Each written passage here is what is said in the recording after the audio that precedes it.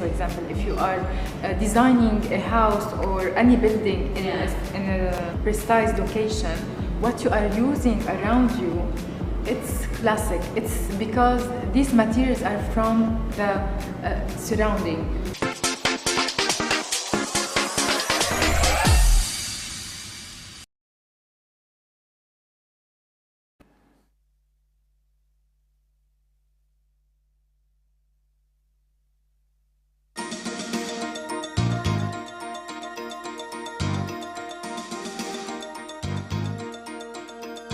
Capital News tonight.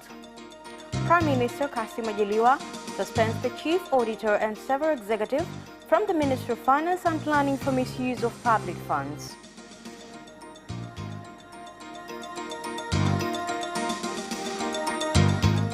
President Samia Suluhu Hassan says Tanzania is committed to reach the gender equality targets.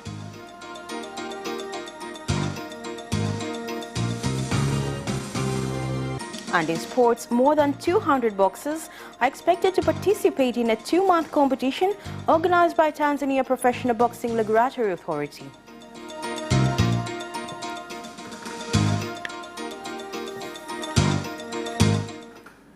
Good evening, this is Capital News at 9:30. My name is Nasma Mwambe. Let's get started with the national news.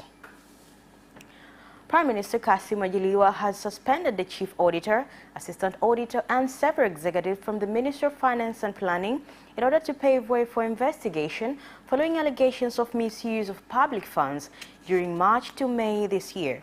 Prime Minister Kassim Majaliwa took the measures in Dodoma during a meeting with leaders of the ministry, which was also attended by the Minister of Finance and Planning, Dr. Mwigulu Nchemba.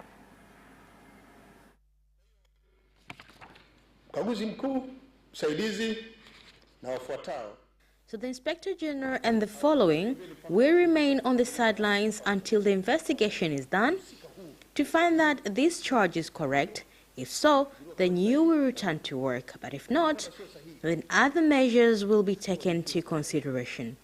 Christopher Mkupama, Judiketh Urasa, Afia Ndiamukama, Tobes Matiku, Dennis Kanza, Ali Kiamwakitegele, Frederick Mushi, Tumaini Mwakalanga, together with Air Force Cyprian Masood, who paid 117 million in collaboration with his chief, Mkupamo. The chief executive, I hand it over you and I need an urgent inquiry.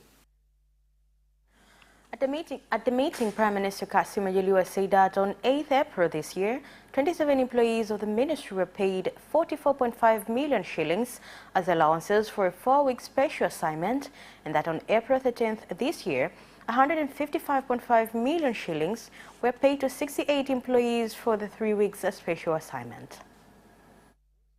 Tarehe 30 mwezi wa 4 zililipwa milioni 43 na laki 9 kwa ajili ya kuandaa tu mpango wa kuhifadhi mazingira. On 30th April, 43,900,000 were paid for the preparations of conservation plan.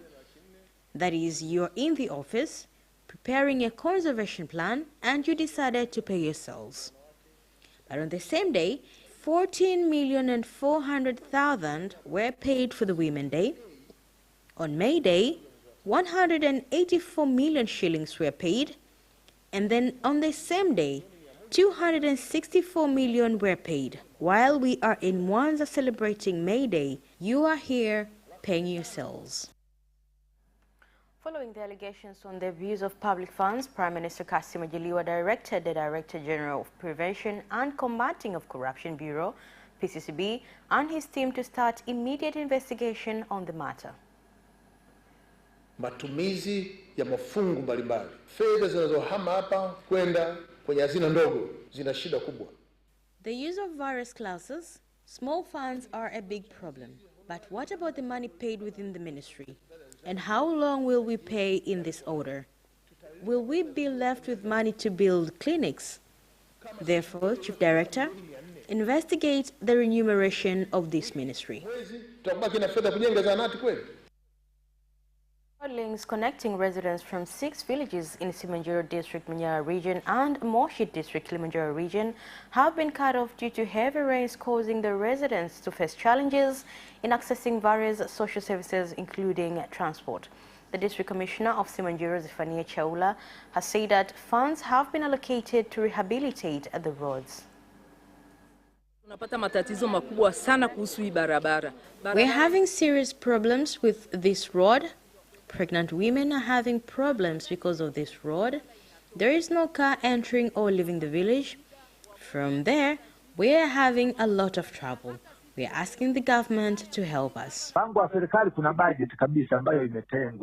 There is a total budget allocated for the financial year 2021, 144 kilometers, and 129 million shillings has been allocated in the financial year 2021-2022, and the contractor has been identified for the commencement of this activity.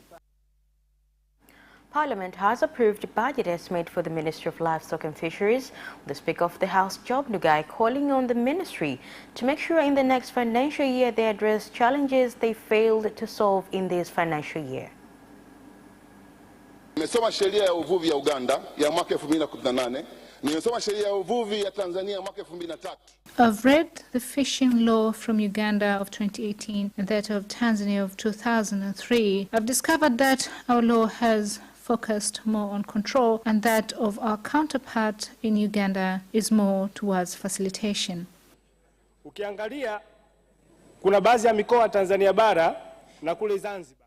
There are some regions in Tanzania mainland and Zanzibar, not less than 5, Lindi, Mtwara, Pwani, Tanga, which specializes in fishing, but I've not seen any plans from the ministry.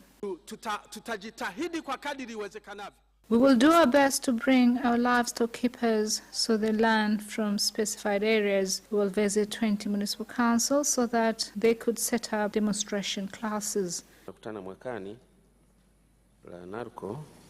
Nafikiri mtakuwa kwenye nafasi nzuri zaidi. Kwa kweli ziko pepa nyingi sana. There are a lot of papers meant for ministerial councils, but never got there, so you have enough references. The Minister of State, President's Office for Regional Administration and Local Governments, Umi Mwalimu, has suspended 6 employees in Shinyanga Municipal Council for failing to oversee a construction project, which includes that of the modern abattoir, a situation that has caused a loss of more than 6 million shillings. Minister Umi Mwalimu gave the directive after an inspection tour of road, health center and abattoir construction projects.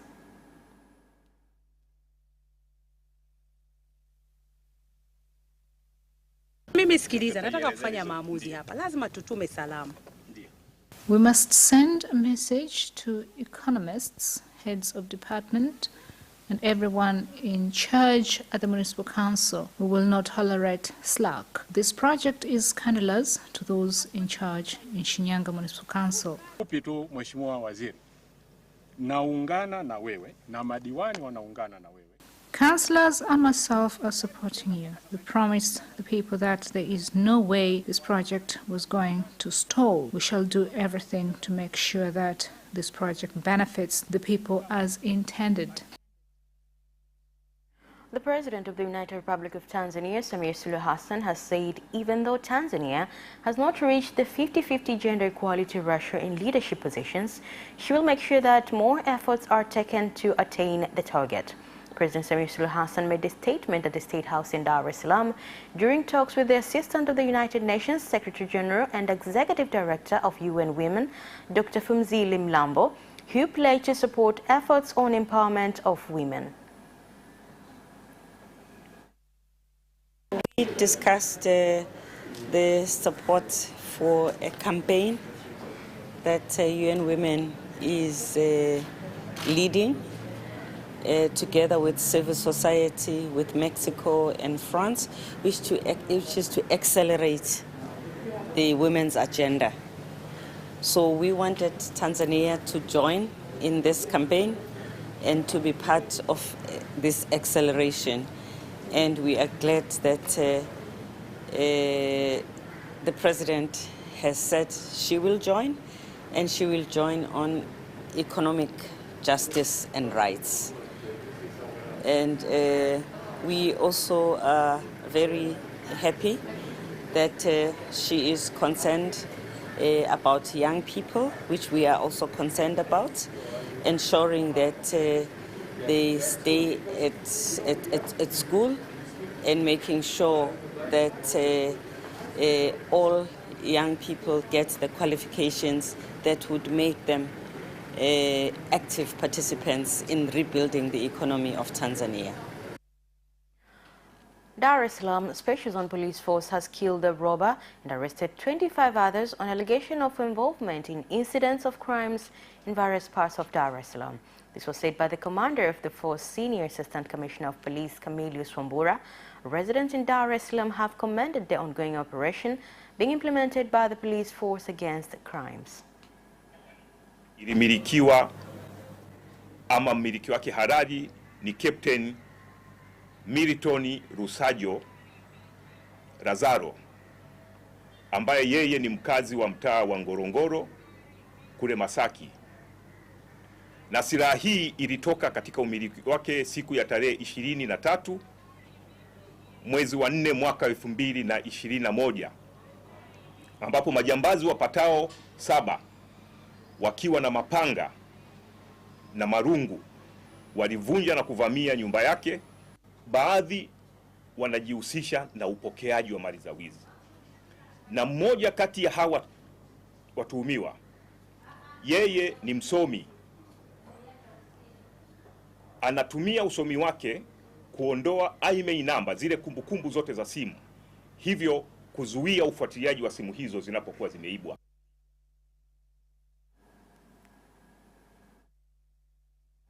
Meanwhile, the Inspector General of Police, IGP Simon Siro, has called on officers of the police force to ensure they treat citizens justly and to cooperate with them in fighting crimes in the country. What is required is to do justice in my position, and what I need for you to remember here is once someone by the name of Cyril passed by and how he has helped us. And as a people, you have a right to tell an officer who is not acting properly. 2 youth residents of Nyamisebi B suburb, Nyakantala Ward, Biharamulo District, Kagera region, were killed by an explosive object believed to be a bomb which they found in the forest where they were herding livestock. The police commander in Kagera region, ACP Rukatus Malimi, identified the youth as a 14-year-old Daniel Joseph and a 16-year-old Charles Njola. Wanachunga mifugo aina ya ng'ombe katika eneo hilo.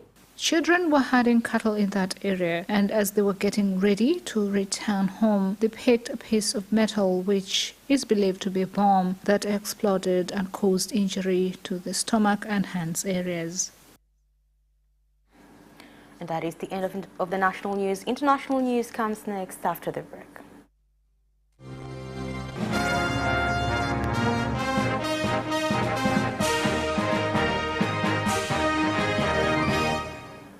Welcome back, and now in international news.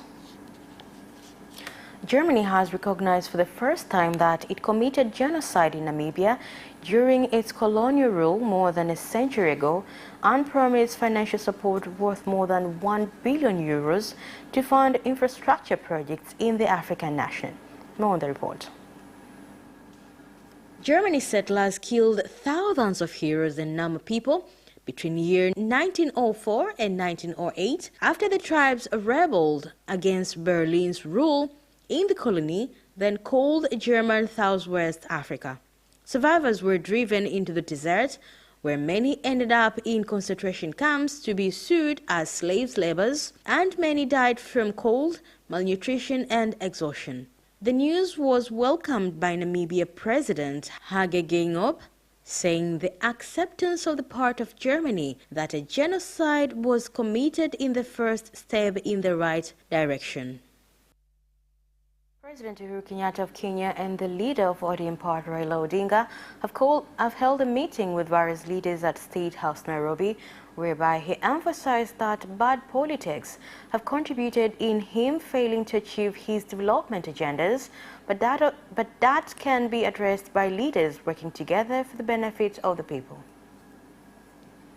In this country of our people with a start-stop policy. Kenya is about all of us, as my brother here has said. I say that the way to revive this economy in this country and has actually addressed this issue of infrastructure very aggressively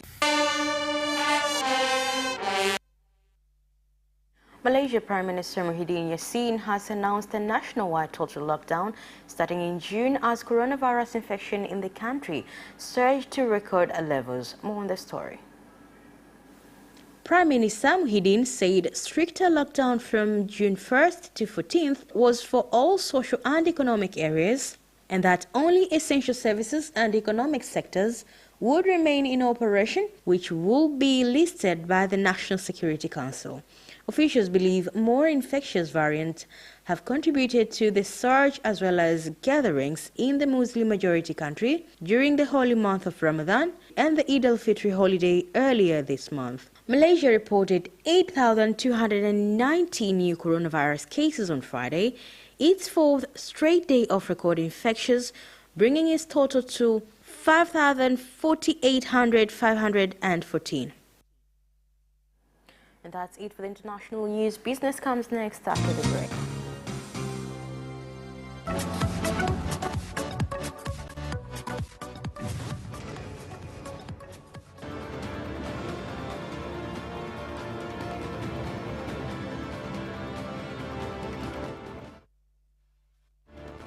Watch Business Edition as we talk to business leaders and experts in sectors that are transforming Tanzania's economy. We believe that the driver is the customer. To change the mindset of traditional HR to the digitalization. Make sure that everybody can get some access to financial services. And once we understand the vision of our leaders, we then need to be behind them and help them in achieving that vision. Business have involved mercantile operations, trade guilds, or shared agricultural production, infrastructure, construction, financial sectors, tourism, and mining. Business Edition on Friday at 8:15 p.m.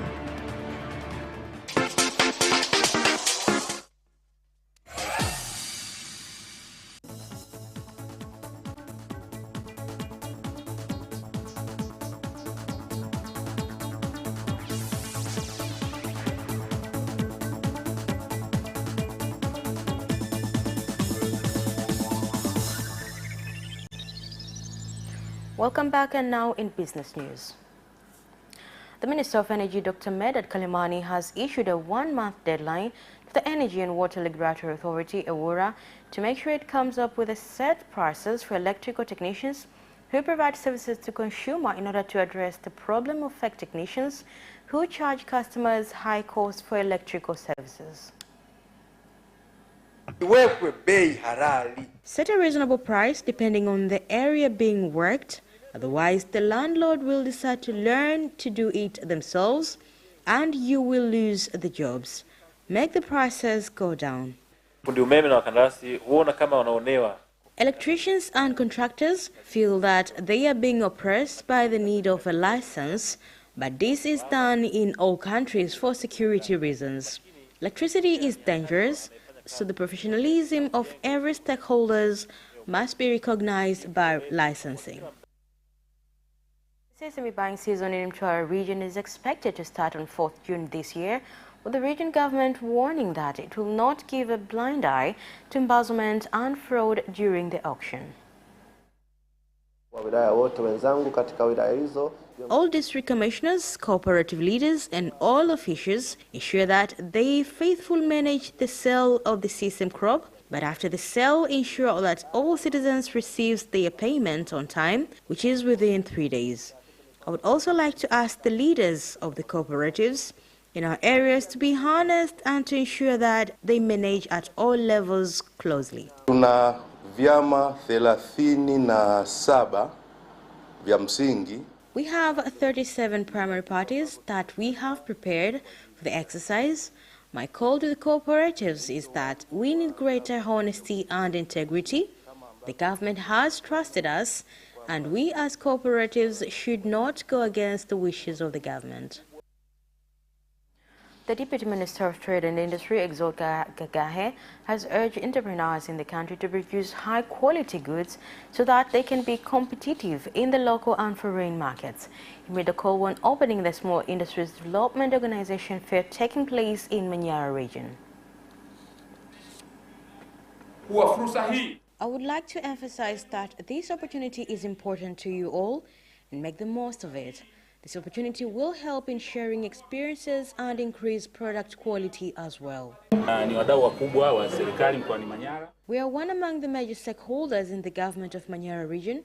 We have participated in and sponsored this exhibition as our contribution in supporting the government's efforts to achieve Industried Tanzania. Kuna utaratibu kwamba SIDO amfundishe huyu mjasiriamali. There is a procedure for SIDO to train these entrepreneurs to make a product, and finally SIDO can introduce them to Tanzania Bureau of Standards.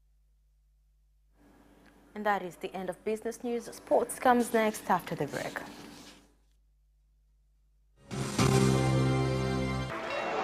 Away first time, good start from Bolt. Bolt leading a moment and going away. Gay trying to go with him, and he's going to be dragged through to second place, but he's going to win it by 2 meters. Away first time, good start from Bolt. Bolt leading a moment and going away. Gay trying to go with him, and he's going to be dragged through to second place, but he's going to win it by 2 meters.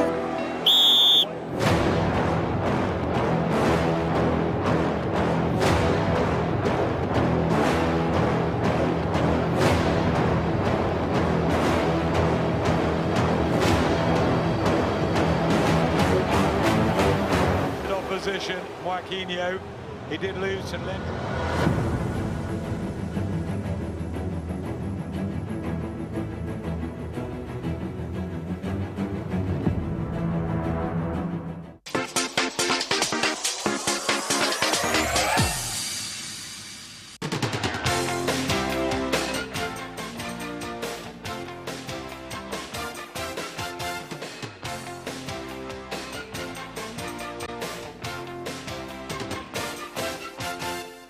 Welcome back, and now in sports.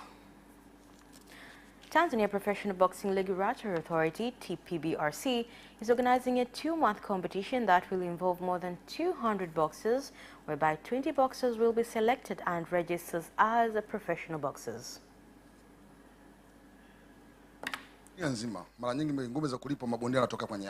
In the whole world, professional boxers often come from amateur boxing, especially after performing well in the Olympics.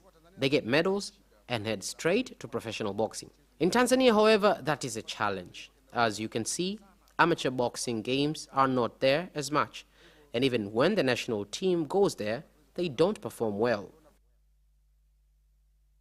Sports Club coach Nasser Nabi has made it clear that they in the race to win all major titles currently held by their rivals, Simba Sports Club, this season.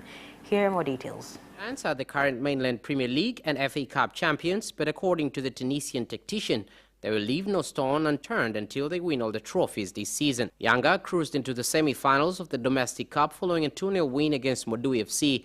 Will now face Biashara United, and they are also sitting joint top with Simba Sports Club on 61 points at the 18-team table, though they have played 4 matches more. His comments come a few weeks after Simba midfielder Bernard Morrison stated they will remain the dominant force in Tanzania for the next 15 to 20 years and asked their rivals to cool their heels. Liverpool have triggered the release clause in Ibrahima's Konate's contract with a 5-year contract agreed with the French defender. Here's more. The 22-year-old has been heavily linked with the Reds for some time, and a big money move to England has now been pushed through. A long-term deal has been agreed with the highly rated defender, and he's all set to open a new chapter in his career at Anfield. Upon completing a switch to England, Konate told the Reds' official website he's really happy to be joining such a massive club like Liverpool. Konate's release clause at Leipzig was worth in excess of £35 million, with Liverpool investing heavily in securing his services. Juventus has confirmed Andrea Pirlo will be leaving the club after just 1 season as head coach, with the path now cleared for Massimiliano to return to Turin. Here are more details. Pirlo had experienced a baptism of fire in management, and the top 4 finish he secured, along with Coppa Italia glory, has not been enough to keep him in post. A statement on Juve's official website reads, "Thank you, Andrea. These are the first words that all of us need to say at the end of this special experience together." A man who spent 4 years with Juve as a player returned to the club in 2020 with the intention of taking on a coaching role with the under-23s.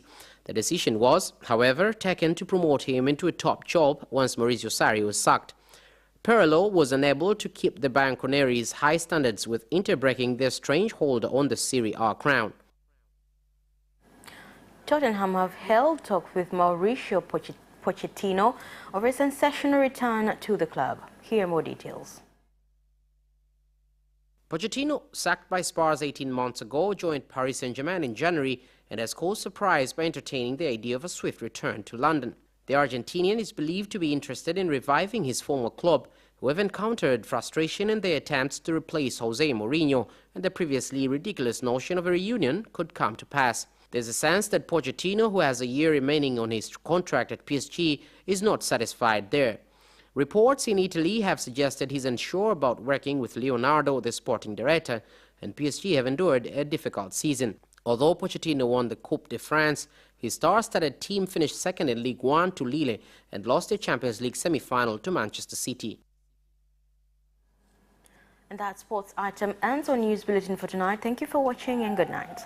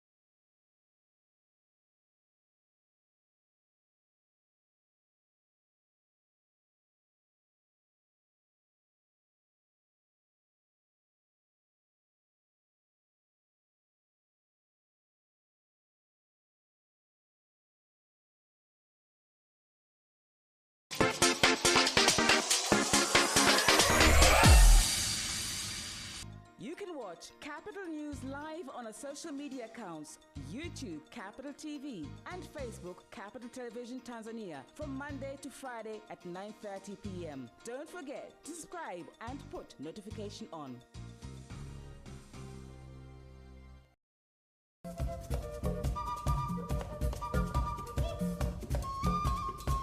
Nukuu